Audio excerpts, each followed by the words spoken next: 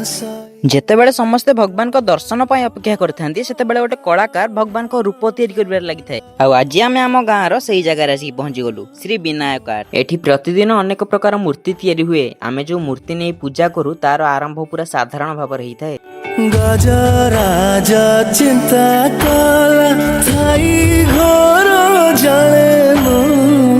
କ୍ୟାମେରାରେ ତ ଆପଣ ମାନଙ୍କୁ କେବଳ ମାଟିର ମୂର୍ତ୍ତି ହିଁ ଲାଗୁଥିବ, କିନ୍ତୁ ୟା ପଛରେ ଥାଏ ସମୟ, ପରିଶ୍ରମ ଆଉ କଳା।